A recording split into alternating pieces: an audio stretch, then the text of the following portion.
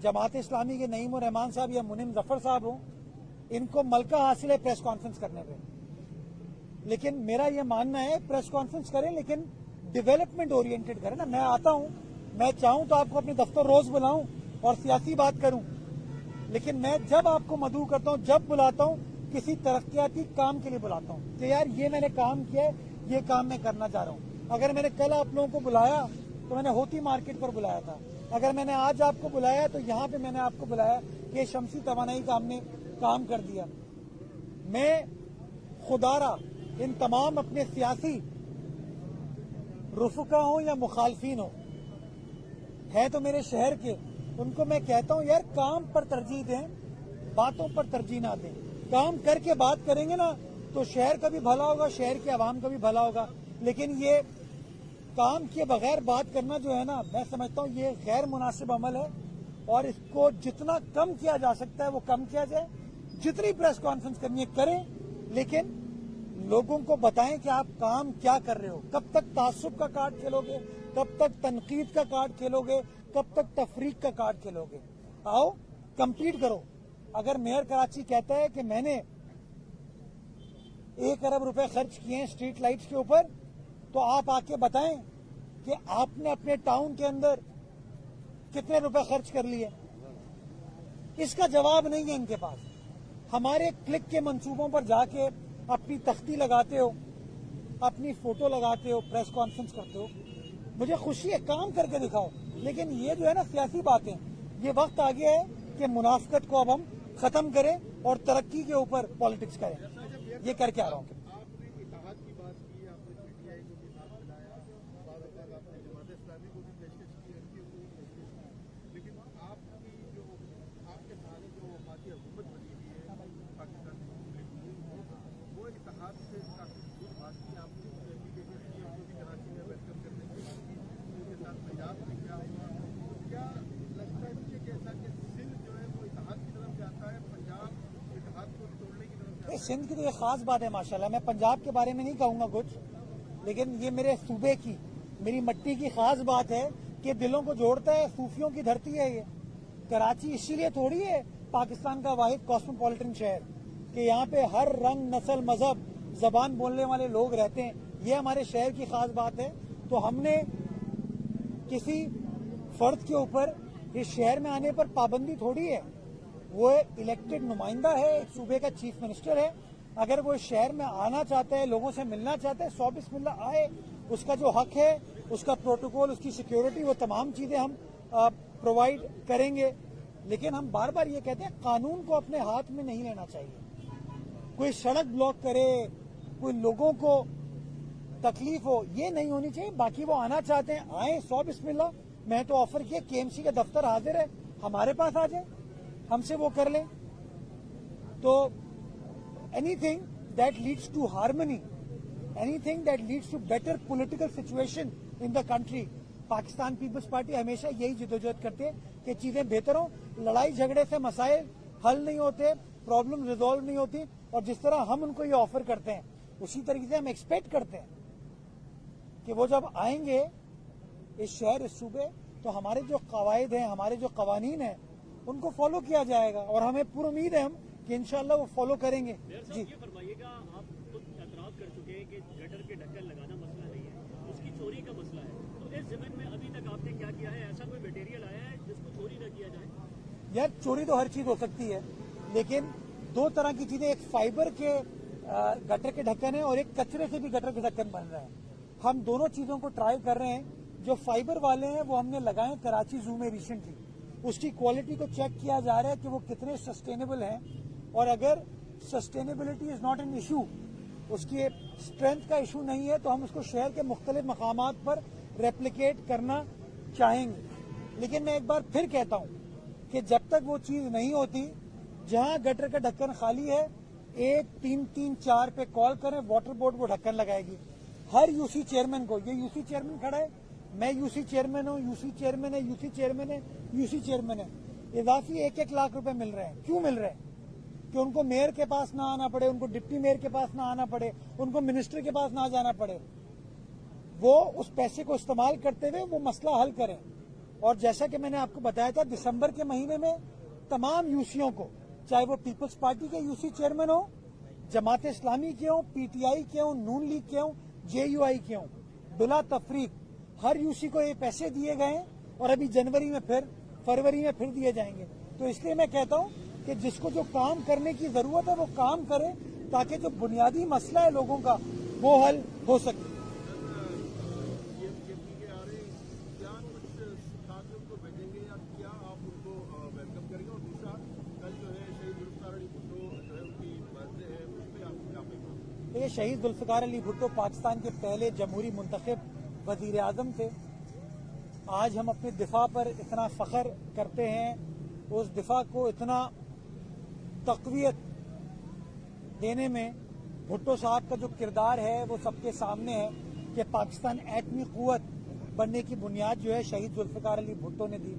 आईने पाकिस्तान हो, steel mill हो, बेशुमार काम है जो जुल्फ़िकार अली भुट्टो ने अपनी सियासी बसीरत और दानिशमंदी के जरिए पाकिस्तान की आवाम के लिए किए। और इसीलिए आज भी लोग शहीद जुल्फ़िकार अली भुट्टो को आज भी याद रखते हैं।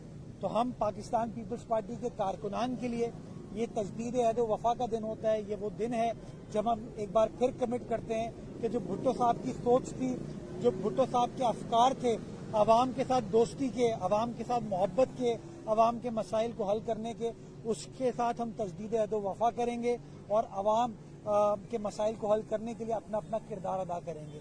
जो आपने आफरीदी साहब की बात की, आफरीदी साहब को मैं मशवरा यही दूंगा कि सर, जिंदगी बड़ी छोटी होती है और सियासी जिंदगी और भी छोटी होती है।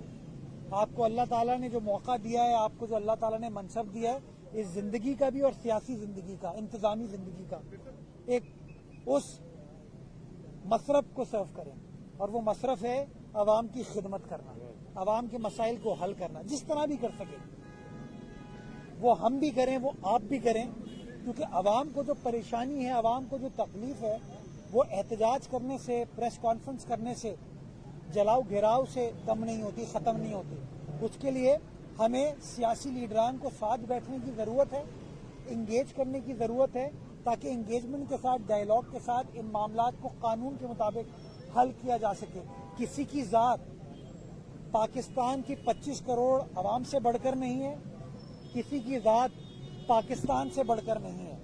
हमें पाकिस्तान का सोचना चाहिए, पाकिस्तान की आवाम का सोचना चाहिए, और जो इख्तियार इस आवाम ने हमें दिया है आइन के तहत ऊपर वाले की रजा से, उस इख्तियार को हमें आवाम की खिदमत के लिए सर्व करना चाहिए, किसी और मकसद के लिए नहीं। अच्छा, मेरे साथ गटर का सवाल हुआ, मैं करना नहीं चाह रहा हूँ।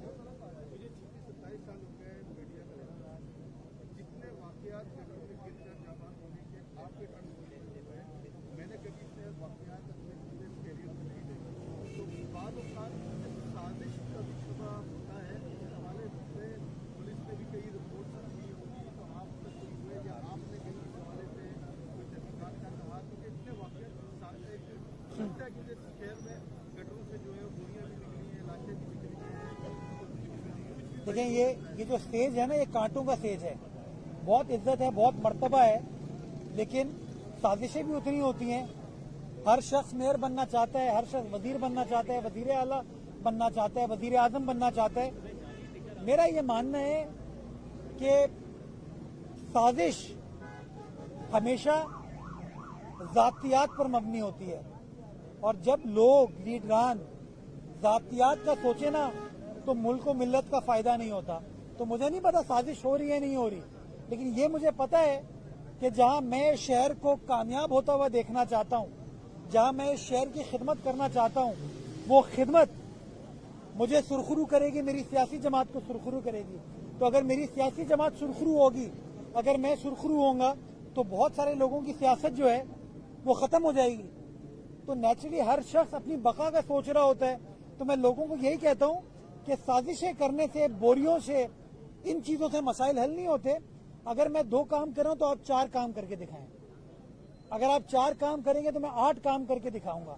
अगर मैं 8 काम कर रहा हूं तो आप 12 काम करके दिखाएं। इससे ये जो हेल्दी कंपटीशन है ना, उससे हम अपनी आवाम के मसाइल को हल कर पाएंगे।